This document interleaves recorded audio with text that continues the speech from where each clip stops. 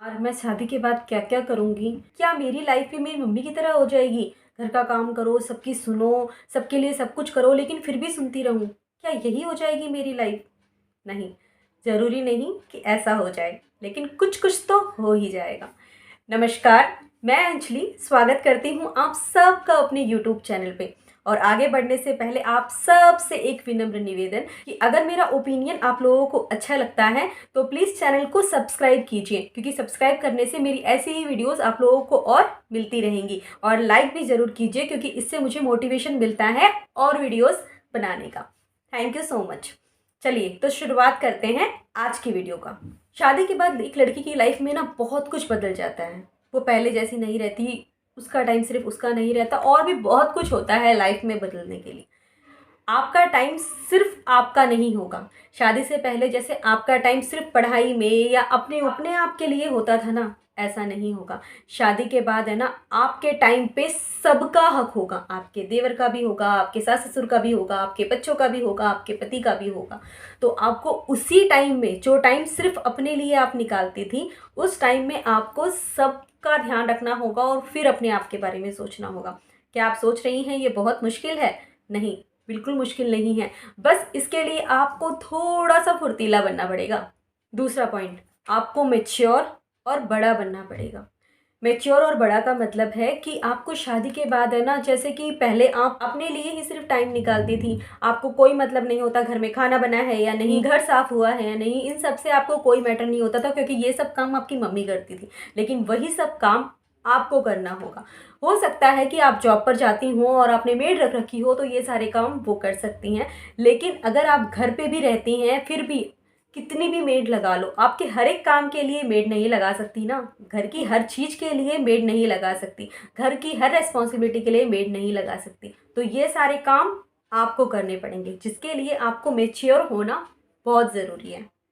तीसरा point, responsible बनना पड़ेगा। आपको रिस्पॉन्सिबिलिटी उठानी पड़ेगी हर तरह की, जैसा आपकी मदर करती थी। पति के कपड़ों से लेकर माँ बाप की दवाई तक और बच्चों के नखरे तक, ये सब उठाने पड़ेंगे। हाँ, धीरे धीरे हो जाएगा, एकदम से नहीं होगा। लेकिन आप हार मत मानना और आप ये मत सोचना कि ये सब मैं नहीं कर सकती। बिल्कुल कर सकती हैं। एक लाइफ है ना, जब एक बच्चा पैदा होता है ना, तो पैदा होते ही वो चलना नहीं सीख जाता, उसको भी कुछ टाइम लगता है। तो फिर आप भी अगर एक बड़ी फैमिली में गई हैं या फिर एक छोटी फैमिली में गई है, तो वहाँ के हिसाब से एडजस्ट होने में आपको थोड़ा सा तो टाइम लगेगा। तो वो टाइम अपने आप को दीजिए, आप मेच्योर हो पाएंगी। लेकिन अगर आप हार मान के बैठ गई कि मुझसे नहीं होगा, मुझे डिवोर्स चाहिए या फिर मुझे इस घर से जाना है, अगर दिमाग में ये थिंकिंग ला ली ना, तो फिर ये रिस्पॉन्सिबिलिटी आपको उठानी बहुत बहुत ज़्यादा महंगी पड़ जाएगी।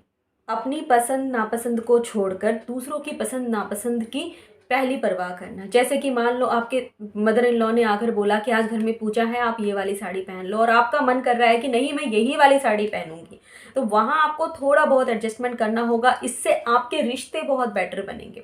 अगर पति आ रहा है और पति रात को लेट आ रहा है और आपको बोला कि खाना मुझे गर्म चाहिए, और आपने ये कह दिया कि नहीं मुझे बहुत थकान हो रही है, मैं सो रही हूँ, तो यहाँ पे भी रिश्ते खराब होते हैं। थोड़ी थोड़ी सी बातों में आपको एडजस्ट करना तो सीखना होगा। वो कहते हैं ना कि मैच्योर हो जाओ, रिस्पॉन्सिबिलिटी उठाओ, बड़े अपने आप बन जाओगे और रिश्ते अपने आप सुधर जाएंगे। चौथा पॉइंट, ऑल इज वेल वाली फीलिंग लाओ।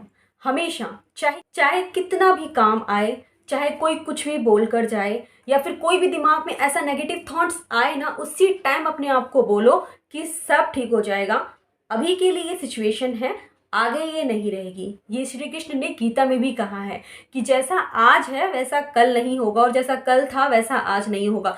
सुख और दुख तो दोनों भाई और बहन हैं, वो दोनों साथ ही आए ये ज़रूरी नहीं।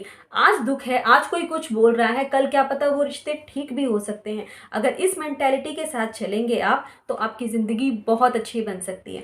लेकिन अगर आप ये सोच में ही बैठा लेंगी ना कि इनका कुछ नहीं हो सकता, ये तो हमेशा ऐसे ही रहेंगे, या फिर बच्चे हमेशा ऐसे ही रहेंगे, या फिर मेरा पति हमेशा ऐसा ही रहेगा, ये सबसे पहले अपनी सोच को इम्प्रूव करो। कहते हैं ना कि सोच इम्प्रूव होगी ना, तो परिवार अपने आप इम्प्रूव हो जाएगा। लेकिन सोच को इम्प्रूव करना सबसे पहले ज़रूरी है। पांचवा पॉइंट, खुद के लिए टाइम और एनर्जी ज़रूर बचाना। इसके लिए ना आपको थोड़ी सी मेहनत करनी होगी, लेकिन इन सब के बीच में खुद को बिल्कुल मत भूलना। हाँ, परिवार इम्पॉर्टेंट है, लेकिन आप भी इम्पॉर्टेंट है खुद के लिए। नहीं तो क्या होगा ना, धीरे धीरे आप फ्रस्ट्रेट हो जाएंगी, और फ्रस्ट्रेट होने का मतलब है नेगेटिव थॉट्स आपके अंदर आने लग जाएंगे, और आप सीधा ये सोचने लग जाएंगी कि मेरा पति ऐसा कर रहा है, मेरे बच्चे ऐसे कर रहे हैं, मेरे सास ससुर ऐसे कर रहे हैं। लेकिन आपका उन चीज़ों के ऊपर ध्यान ही नहीं जाएगा। अगर उन्होंने 100 में से 1% भी आपके लिए अच्छा सोचा ना, तो आपका ध्यान उनकी तरफ बिल्कुल नहीं जाएगा।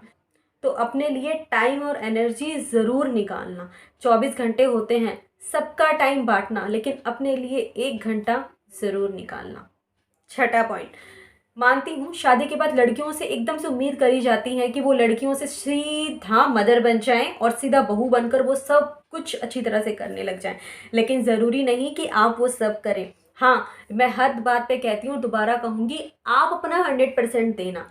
क्योंकि तनाव के बीच में अगर आप फ्रस्ट्रेट हो गई ना, तो वहीं से सारे रिश्ते बिगड़ना शुरू हो जाएंगे। आप जो सपने सजा कर आई थी कि शादी के बाद ऐसा होगा, पति मुझे ऐसे प्यार करेगा, ऐसे घुमाने लेके जाएगा, ऐसे ये करेगा, ऐसे वो करेगा, वो चीज़ें ठीक हैं।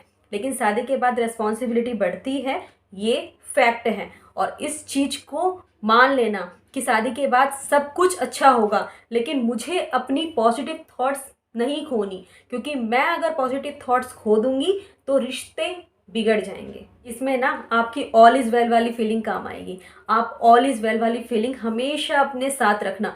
कोई भी दिक्कत हो, कोई भी परेशानी हो, अपने आप को ये समझाना है ऑल इज़ वेल, सब ठीक हो जाएगा। अगर बहुत ज़्यादा माइंड ख़राब हो रहा है, बहुत रोने का मन कर रहा है, तो थोड़ी देर अकेले बैठकर रो लेना, लेकिन अपनी पॉजिटिविटी मत खोना। क्योंकि पॉजिटिविटी खोते ही ना तनाव अपने ऊपर हावी हो जाता है, और इस चीज़ को अपने ऊपर हावी मत होने देना।